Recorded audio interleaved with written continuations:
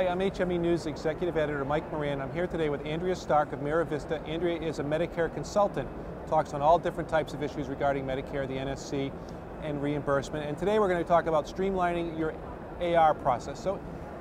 It's so critical, Andrea, especially into this day and age, and it's only going to get more critical as regulations continue to come down. I mean, give a sense of what it means to streamline your AR process. Well, basically what I'm finding with providers across the country, we're getting price cuts, we're getting, legislative cuts, everything is getting everything's getting smaller, the piece of the pie. So what we have to do is make the most of what we're given and what we have to work with. And a lot of companies are seeing their accounts receivable increase, and how do we rein that in, take hold of it, and make sure that we are doing everything we can more efficiently, because we have to do more with less. And so that's why AR efficiency has to be such a top priority. So many of the companies out there say AR is my top priority. I don't understand why it's going up and up and up. But they have their AR reps not completely dedicated to that process in the beginning.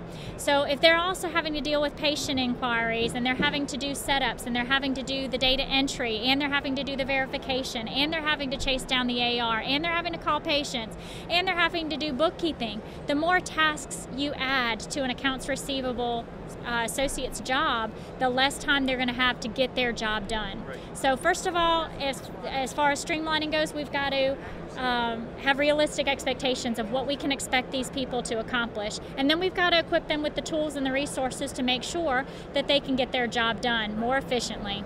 What are some of those tools and resources? Well, one thing certainly starts at intake. And not putting it all on the accounts receivable or the back end, because clean claims start from the beginning. So a lot of the denials that will come out have result from eligibility issues. Patients change insurance all the time. They go to a skilled facility, they go into a hospice, they go into hospital, and the DME provider is not first on the list of finding out that all these changes have taken place. So having some type of eligibility verification protocol, definitely for every new setup. We verify eligibility, confirm the policy, check if there's prior authorization that is required, and go ahead and initiate those steps to make that happen. So there are tools out there that providers can utilize. The real-time eligibility works for Medicare. There are free resources out there. MyBrightTree.com is one of the sites that does it for free. You've got the Me First protocol that'll do a standalone, but check with your software vendor. 9 times out of 10, they have a separate module that will allow you to do those 270, 271 inquiries. And you can even go direct through Medicare, but you do have to have your own submitter ID. But those real-time eligibility allows you to do batch inquiries of your rental patients or ongoing supply patients. So you're automating a checking process, so you're not waiting for the denial to come back before you find out your patient has moved. Things like that. So that's one step. Another thing to look into is some of the claim status technology. Those are the 276 and 277 protocols. All of these are standardized ANSI protocols that are out there.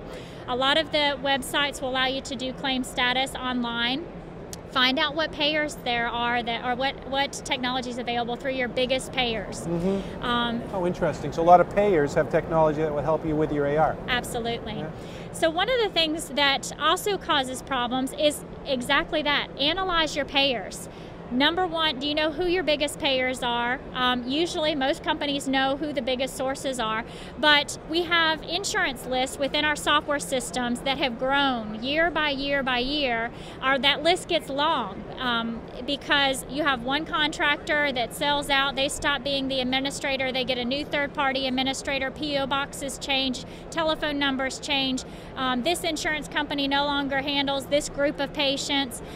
So we keep adding to this list, and we keep making it longer and longer. But we aren't very good about going back and analyzing that list, making sure that it's up to date. And there are a couple of things that I recommend when we do this payer list analysis. You're checking, first of all, do you have the right claims address? Because that's the biggest thing that happens. We send out our paper claims, and what do? You call on the status. They go to the wrong place? They go to the wrong place, or basically they're telling you no claim on file, sorry. And there's no accountability for paper claims. So we want to make sure, certainly, that they're going to the right address. We also want to ensure that do they accept electronic claims? Because again, to eliminate that problem with those paper claims getting lost, getting unaccounted for, being denied for timely filing, all of these things that payers are not held accountable for. Right. We want to implement that accountability. The way you do that is by sending electronic. That's going to eliminate resources on your end that it takes to generate a paper claim. You're not going to have to buy those 1,500 claim forms. You're not going to have them pre-printed and have to mail them with postage and then do all of these hoops that you have to jump through in order to get that claim accepted by that payer, because they'll throw you through, oh, we want to see this item in this particular box and it has to have this information, and you're trying to make your software vendor produce a claim that fits into these square pegs, and you've got a round hole to get it through. So filing electronically holds that payer to a standardization, a standard protocol. So we want to make sure that we're sending electronically, not only for primaries, but the next thing to conquer, secondary electronic claims. Because that's another thing that takes our AR people time, is to produce a paper EOB, attach it, go find it, black out the non-patients that you're not dealing with, and go from there. So those secondary electronic claims is the next field for managing resources. And then find out whether or not they accept fax claims, because faxes are better than paper claims because you still have that accountability. You've got that transmission report to show them this is my proof of timely filing. So really, electronic first, fax second, and if all else fails, mail it in, but that's not the preferred way to... Absolutely. What percentage of claims are still mailed in? Do you have any idea? It varies by provider, and it depends on how aggressive they've been at pursuing electronic claims. One of the things that they can do to improve their electronic claims rate is going through a clearinghouse. There are free clearinghouses. There are other clearinghouses that are per claim transactions. They have a minimum amount that's fairly low threshold, so it's very economical. But what clearinghouses do, you maximize the ability of your software system.